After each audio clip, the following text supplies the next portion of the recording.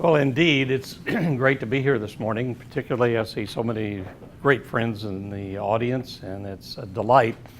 I was over at one of our clients this morning visiting with the president. There's two presidents at Clark Pacific, and I was talking with Don Clark, and we were talking about implementing the one-on-one there, and they've just gone through a whole lot of training. And he says, well, I've just brought on a new assistant that's going to help me make sure we stay the course. So I said, what's she doing for lunch? And Nicole this is her second day with Clark Pacific.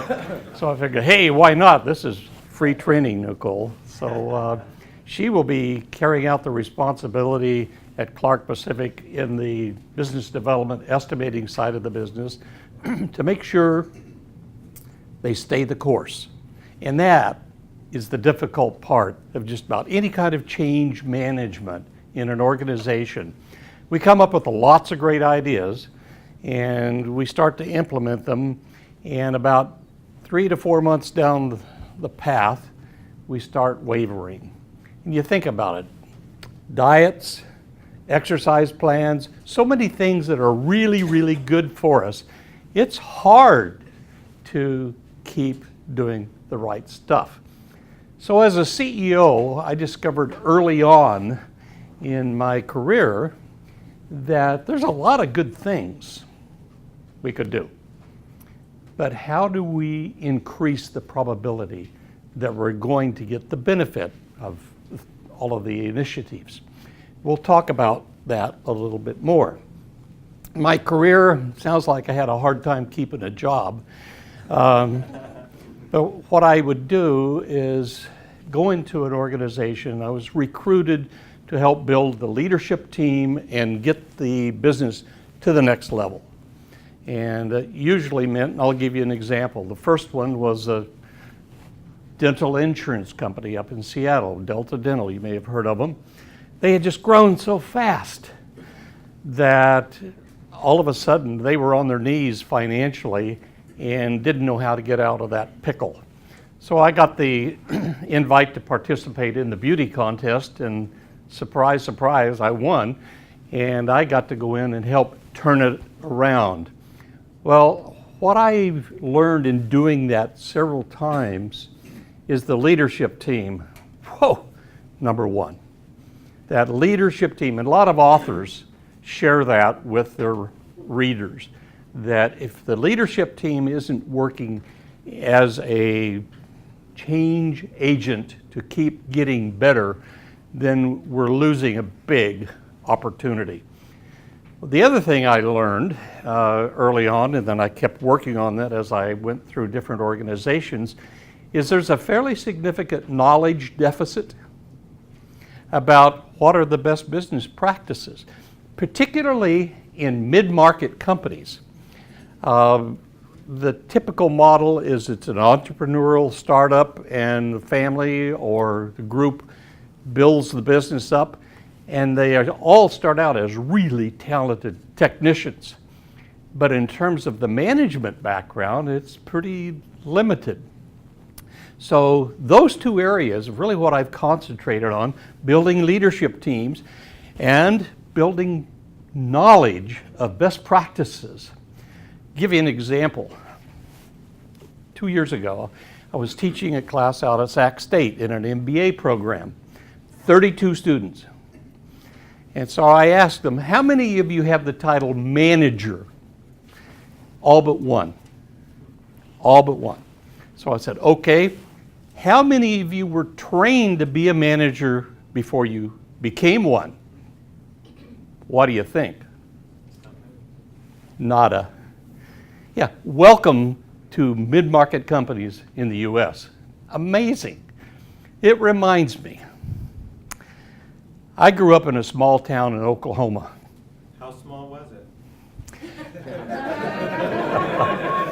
Baskin and Robbins only had one flavor. Sorry. Thanks, Michael.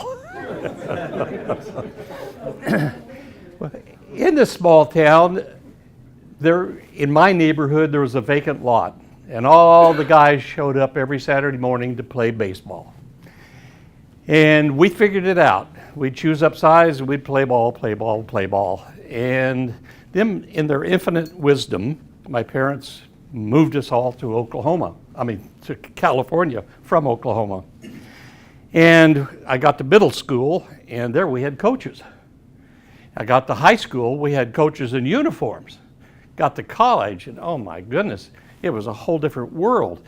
So what I saw, sandlot baseball, intermediate, advanced, and I didn't get to the professional ranks, but I saw the game played at the different levels. And that's the same thing I see in business.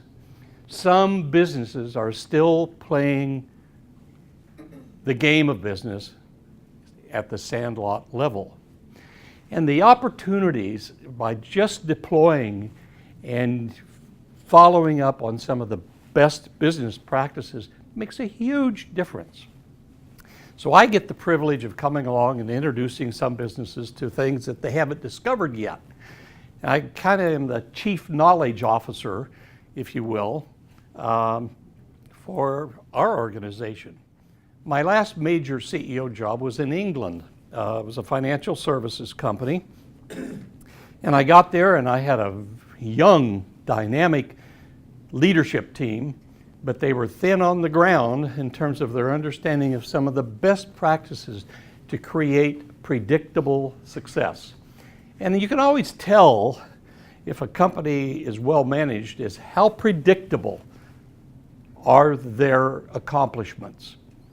It's very systemic, and the more business systems you have in place and that you're tending, then the greater the predictability. Well, my first 10, 12 months with this particular company was spent training the leadership team. And I started writing what I call best practice summaries, because these guys, smart as they were, they couldn't do something they didn't know existed. So it was to provide some basic fundamental business knowledge. And I hadn't really found anything out there in 1 or 2 volumes. It's a whole bunch of stuff. And I've learned from my work that I can't suggest, okay, Roy, I would like for you to read these 2 books before our next meeting. So I had to make the knowledge accessible. So I started writing 20 years ago these 20-page white papers on each of the best practices. And based on what I had learned from my mentor 30-some years ago, one of the most high impact best practices was the one-on-one meeting. So I kept dabbling with that, working with it from company to company, and voila, this year decided to put the book together. So you're going to see some of the stuff that I've been teaching for decades now that's really high impact. It's one of the top processes in a company to achieve a high performance culture, relationships, communicate. Well, you'll see the list. It's just amazing all the things you can affect in an organization through the one-on-one meeting system. Okay, have you read those books yet?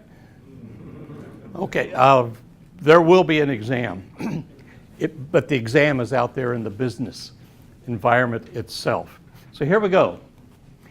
Our focus today, I had a guy that was one of my most exciting senior managers that I worked with in a retail company I ran some years ago. And he always said to his salespeople, because he ran about 300 sales people in our retail organization, he says, you either get what you want or you take what you get. And that's really what management's all about. How do you get what you want? And so many companies are just taking what they get. Well, I want to look at what world-class managers do, because they're the ones that can show us, here's the process, here's the steps, what are the specific behaviors, and why should I do that? And when should I do it? And how do I do that? We're going to drill down on that. Every day, your employees come to work and they're going to make a decision, how much am I going to contribute today? And what do you think that usually depends on? And this is a question I'd like to hear an answer to. What creates the desire for people to come to work and make a contribution? How motivated? What motivates them? Feeling valued. What else? Knowing that they're Huh? making a contribution. Knowing that being there makes a difference. It's how do we make them feel? How do we make our employees feel? Are they feeling valued? They feel like they're important to what we're doing? And what motivates them? These are from research by Dr. Hertzberg at the Harvard Business School, that number one is recognition, just recognizing what they're contributing, showing a little appreciation. Meaningful work is good if they know that what they're doing is an important part of what the business is doing. And then somewhere down there, 4 or 5 is compensation. Compensation's important that at least we're paying prevailing wages. As long as we're doing that, these are the 3 motivators. So keep that in mind. How can we effectively provide recognition and appreciation? How many of you have heard this particular line? If you weren't doing a good job, I'd be sure to let you know. Hey, it lives. It's out there. I've heard it. And that's not uncommon at all, that businesses aren't aware of the potential that's there of making people feel good about where they work. I love my job is something we ought to be thinking about regularly. We're paying the price. Everybody's showing up. We're paying them.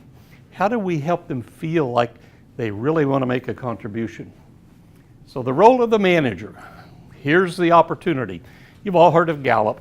They've done some incredible research. The manager is the high influencer. The manager is the person that helps people feel motivated about what they're doing. It's the focal point.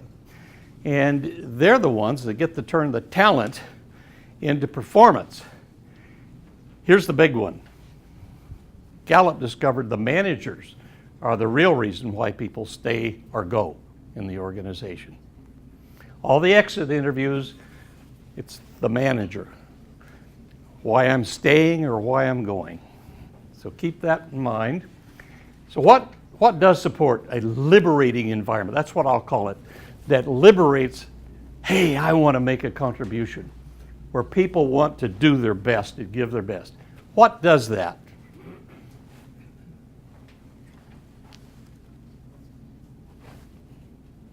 I get to see some pretty interesting cultures, and this company, IMS, is one of them.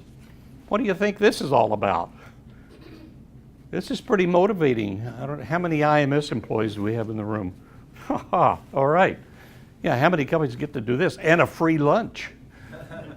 Pretty neat, pretty neat. I can name a couple of other.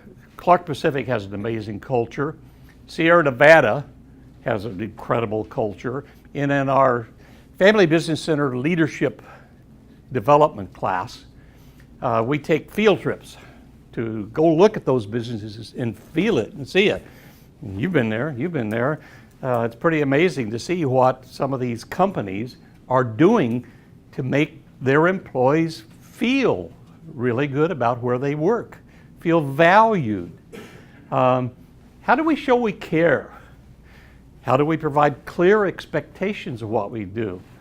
Mentor, coach, the list is pretty comprehensive about the things we can do to bring out the best. And that's one of the things that we want to consider is how do we bring out the best? How do our managers do that?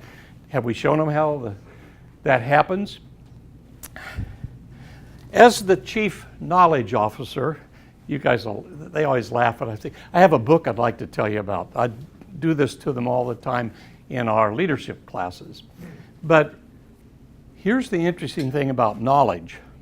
You could go no further than what you know.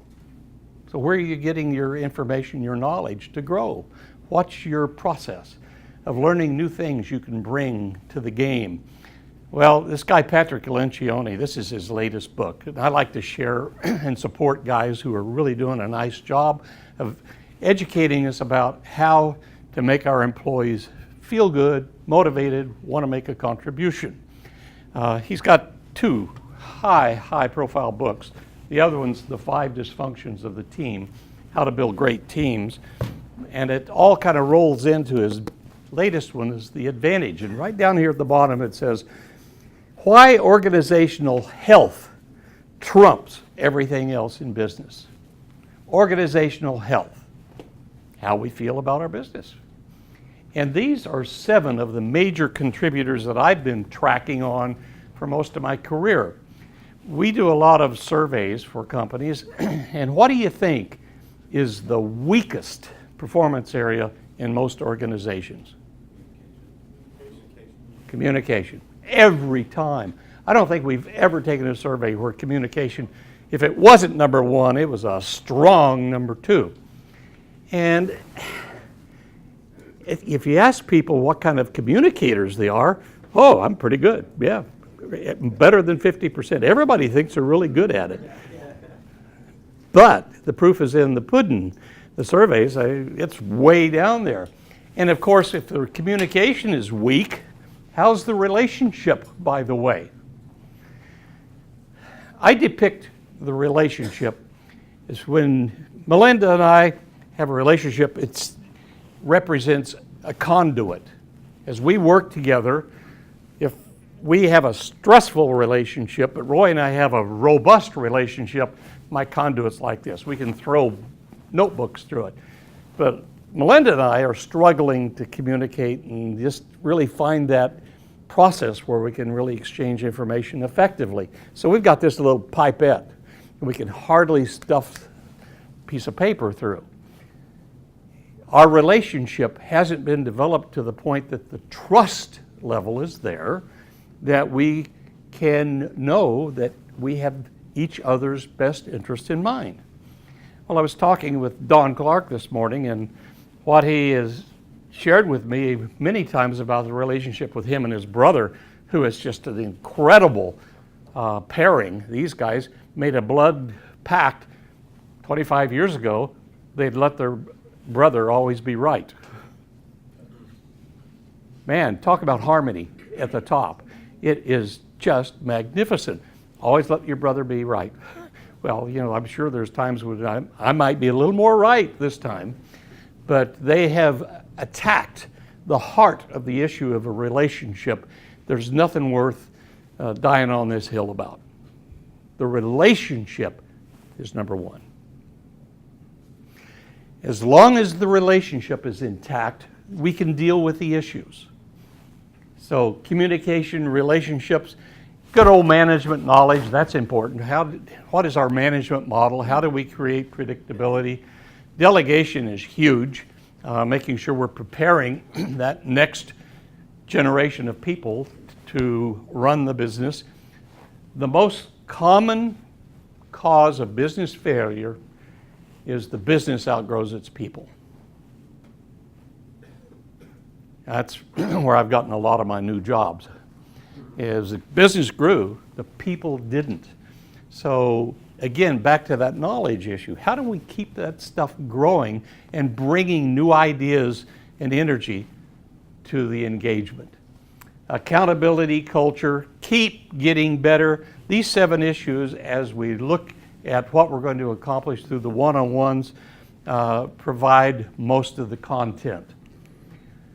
So, 2 major objectives we have as managers. We want to bring out the best, and at the same time, we want to get a lot of quality work done. So if we can do that, we will increase the likelihood of being successful big time. And what's our intensity level? You know, some people are really into the game, others are just dogging it. How do we get the doggers to really get in the game? That's part of our challenge. What are we doing that will bring this guy up on all fours and get in the game? That's what managers need to be looking at. What's our system? Aristotle said we are what we repeatedly do. take a look at what we're doing. And it's really interesting how many managers I find are on autopilot. They're going through the motions. They don't really step back and get perspective on, okay, what does my performance model look like? How am I contributing to our organization to get the very best results? Wake up, Hal. What are you doing this week? Because everything you did last week, that's been done. Now, what else is fresh and new and energetic? And we have options. What I find in most organizations is they do this stuff when they think about it, rather than having a system, a process, a way of addressing all of these important things. So I'm suggesting we might want to go through the door on the right. Let's develop a system. How do we accomplish the processes of helping our employees show up and feel appreciated, motivated, want to make a contribution, and create this exciting culture that's just a lot of fun to be a part of? And the one-on-one meeting system, that gets you out of the box and in the lead, and that's why it's a game changer. And if you don't have a copy, I know where I can get you one. So I always ask 3 questions. Why is this important with any best practice? Why is it important? What does it look like when you're doing it? How do we put it to work? Well, I'm glad you asked. And here we go.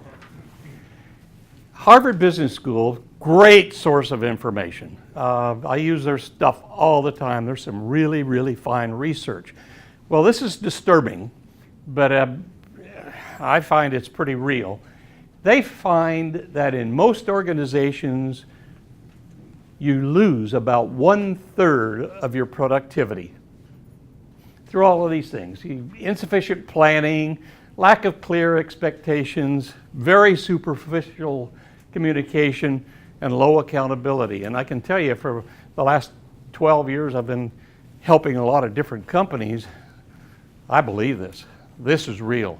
There's a lot of lost productivity because people just come to work and get into autopilot mode and really aren't plugged into how do we keep getting better.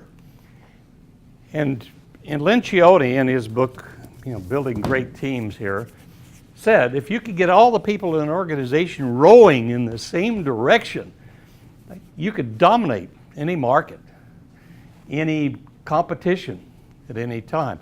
And I've seen it. There are a few organizations that have really done a great job of getting everybody in alignment and looking at what else can we do to keep getting better. And it works. The one-on-one meetings are the highest impact meeting of any type. Most effective communication, learning model. If you've ever been involved in a mentoring and coaching process on a one-on-one, it's really, really powerful. My first 2 books were on mentoring. I really spent a lot of time researching it. One of the businesses, I had a partner and I mentored his son for 8 years to be my replacement. I learned everything I possibly could about mentoring, and what I discovered when we ended the process and I got bought out and went to England is I probably should have done it sooner, because wow, this guy was really good. Well, I was fortunate that my partner's son was also very smart, but he was a learner, and just as much information and stuff as we could throw at him. And he was motivated because he knew he was going to be running this business someday. And his grandfather had started part of the business 30 years earlier, 40 years earlier, and a reputation in their family of successful business outcomes. So he was motivated. He wanted to do a good job. And he became one of the most interesting learners. And I'll never forget, it was music to my ears. And when we first started working together, he says, Hal, could you recommend a really good business book? There's several of us who would like to get together and read it, and then would you come and meet with us and we'll have a discussion about it. This was back in the 80s. We hadn't started book discussion groups and that stuff yet. And I thought, wow. So I gave him Peter Drucker, Managing for Results. And it was amazing. That started And for 3 or 4 years we did that. In the last meeting I had with a group, there were over 30 people in the room doing that. We did it about every 6 weeks. Can you think of the impact? Well, I do know another organization that's done something very similar, and you happen to be visiting them today. Of all the companies I've seen that have done something that's really grabbed their bootstraps and helped pull them up, is Roy got the message. I need to help my people keep learning. So they started doing stuff like this, handing out books. And they didn't eat the books, they read the books. And just started by osmosis, started putting it into practice. And it makes a huge difference. If you know about something, there's a pretty good chance you might even try it. But if you don't know it, there's not a ghost of a chance you're even going to come close to it unless you see somebody else doing it and you might emulate that. So knowledge is huge, and the learning model through the 101 is significant. I want you to know I didn't just dream all this stuff up. In fact, this is over 3,000 years old. I like to go to the wisdom literature and Proverbs. It points us to everything, strategic planning, you name it. But in terms of developing the kind of relationship in a business that people want to give their best, whoever loves discipline loves knowledge. Know well the condition your flocks, your people. Wise man will hear an increase in learning. So we've got 3,000-year-old literature that reinforces what I'm sharing with you, and it ain't my original idea at all. I'm just passing it on. But I can tell you with hand in the air, it works. Now, one of the first misconceptions that people often pick up in the one-on-one is it's the same from top to bottom. Nope. It's different at least at 3 levels, and I'll explain. The leadership level, the strategic level up here at the top would be the leadership team and their direct reports. They're dealing with strategy. Is where are we going to be next week, next month, next year? They're looking ahead. What comes after next? And they need to keep working on that, reinventing the business. Well, the next level down, the operations guy, they're working on how good could we make today and tomorrow? How do we keep this running really, really well? So their focus on their agendas is going to be a little different.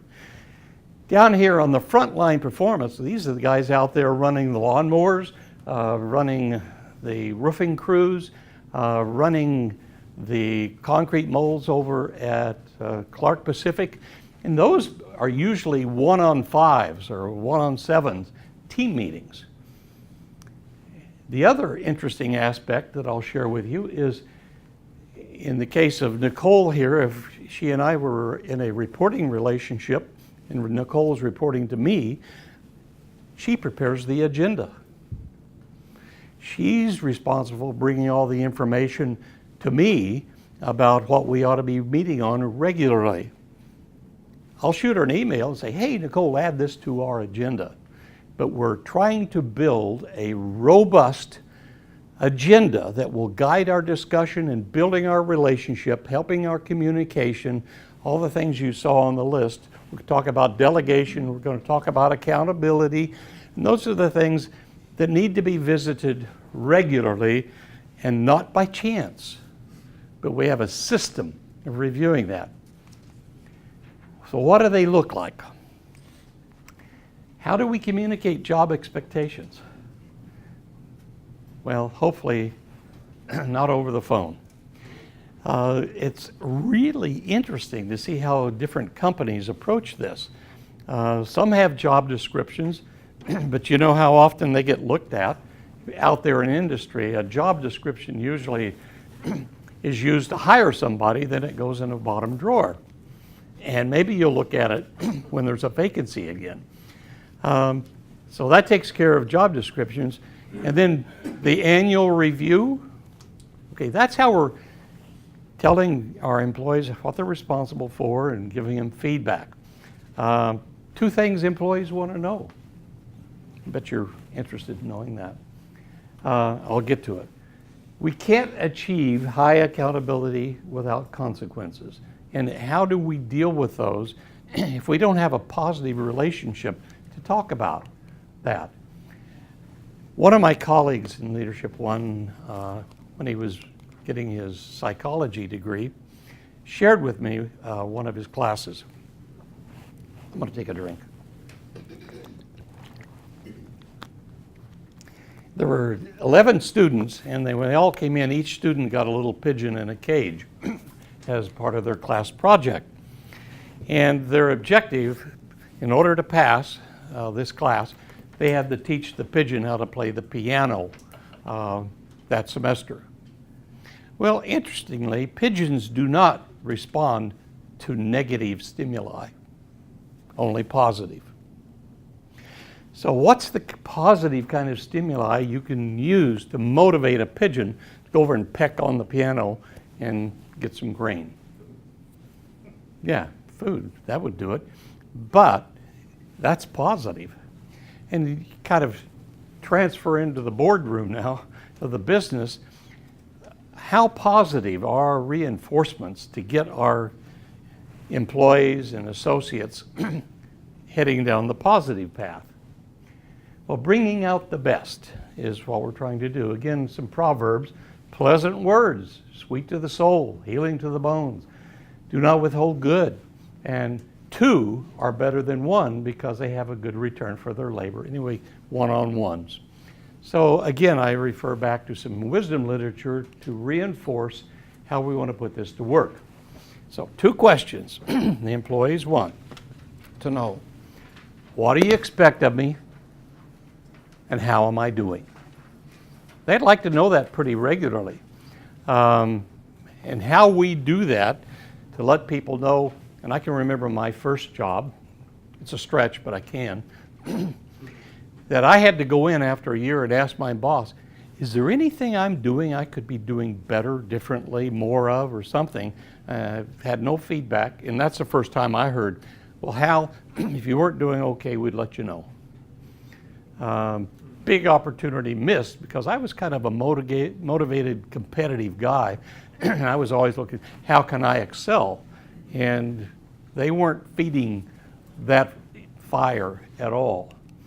So 2 things we want as managers is we want to develop more capacity from our people and we get more work done so we can grow. But we know they have to be capable of doing that. Here's the big obstacle: superficiality. I see it in so many areas of business practices. There's kind of a slapdash effort, oh yeah, we'll do that, we'll try that, and it's just, we tried that, did it, it didn't work very well, and so they've been kind of inoculated against some of the better business practices by not really drilling down and finding out how to deploy them most effectively. Everything from staff meetings. Ask you a question. How are most of your meetings? Are they really well thought out, agendas, planned, anticipating? What can we do to make this a robust meeting? Well, Patrick Lencioni wrote another book called Death by Meeting. Great book. And it's because most meetings are deadly. Another example of ill preparation. If we're going to do something, why don't we really think it through? How can we do the best possible job? And exceptional performance, if you don't know it, is intentional. I don't know if we've got any 49ers fans in the room, but a lot of intentional preparation. And if there's ever an intense manager, there's one. So the process starts with a well-developed agenda. Jennifer, how am I doing time-wise? Okay, almost there? 5 minutes, okay. So one of the processes I go through with companies that are implementing this is we go through several iterations of what kind of agendas will release the kind of processes we want. What are the most important things you're doing? And it varies from business to business. But usually it will include these kinds of things. You have a strategic plan, that means you have an implementation plan. You should be looking at that pretty regularly. On the job description, and of course these guys know the job description can be revised to become a performance agreement. And on the performance agreement, it's expected results. Okay, we can review expected results, give feedback. What's your growth area? What are you working on in your development? So these are all kinds of ideas that I think I give a couple of examples in the back of the book of some of those agendas, but that's where we get to be creative. What are the drivers that Ryan and I ought to be talking about regularly will help him be successful and therefore help my company be successful? And we will explore that until we come up with the right blend, the right mix. Usually takes about 2 to 3 months to keep working on the agenda till you get it so it's zeroed in on the right stuff. But keep looking at it and ask yourself, is this getting us where we need to go? The manager direct report relationship, in this reporting relationship that Ryan and I have, my challenge is how can we make this relationship as effective as possible? And I'm struggling with a client right now that they've been together over 20 years on the leadership team, and they're still struggling with trust. Amazing. That still happens in a lot of organizations, that there's barriers to them having the kind of relationships of high trust and contribution and you can count on me kind of an environment. And as leaders, our opportunity is keep looking for those answers. Clarify your direction, and we need to identify when and where performance guidance occurs. And that can happen in the one-on-one relationship. So here's the catalyst. I put down, okay, what are the 9 things that I want to make sure happen in a one-on-one meeting? You've got the list. You can take it home with you. You can memorize it. You can even have it tattooed in the palm of your hand, which I recommend managers have the 5 functions of management tattooed there. But anyway, in your one-on-ones, make sure you understand this. It's a scheduled event. You can count on it. You know I'm going to meet with you, whether it's every Tuesday at 9 or every other Tuesday at 9, but some kind of regularity. Ken Monroe, the president of Holt Caterpillar, he meets with his direct reports once a month because they just happen to be scattered around Northern California, so he can't get there every week. With my direct reports that were down the hall, I met with them every week for half an hour. So it varies from company to company based on proximity. And it consolidates a bunch of ad hoc meetings. It's, hey Hal, you got a minute? Hey Hal, I need to see you. And there's 3 people waiting at my door. No. Time out, everybody. Let's get organized. Let's figure out a way that we can come prepared to these meetings. Sure, there are emergency meetings from time to time, but we can get organized. And here's what some of my best users of this system do. They keep a little running list. Oh, I need to put that on our agenda. They don't wait till an hour before the meeting. They have a running list. Here's the thing. So when I get in there with that meeting with Hal, George, or Roy, I have prepared and I get it to them a day in advance. But it creates process. It creates focus. It creates thinking ahead. Direct reports have significant face time. So when Ryan finally comes in and we all sit down to meet, he knows he's got my undivided attention, and I promise to give that to him every other week according to our schedule. When I was introduced to this, I was the city administrator of Portland, Oregon, and I worked for 5 elected officials. It was a real zoo. And I was trying to get things organized in communication.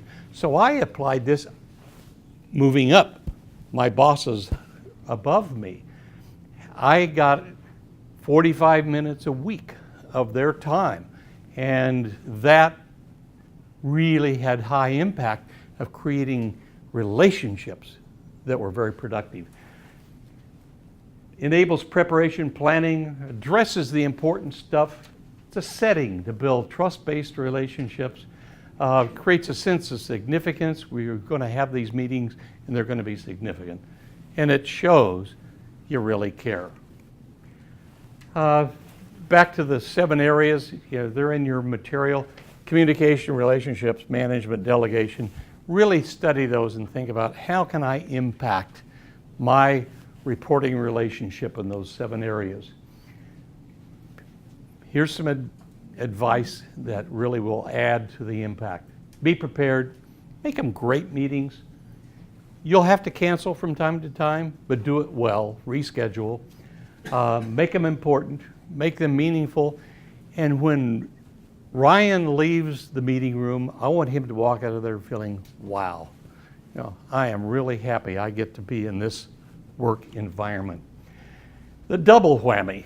Too busy to get the job done. One of my favorite cartoons is the answer is being handed to the guy and he says, no thanks, we're too busy. Does that happen ever very often? I hope to snort. Yeah, it happens. So watch your system. That's why we're here to challenge you, is think through where you can apply some of this thinking to impact your contribution where you are. Thank you.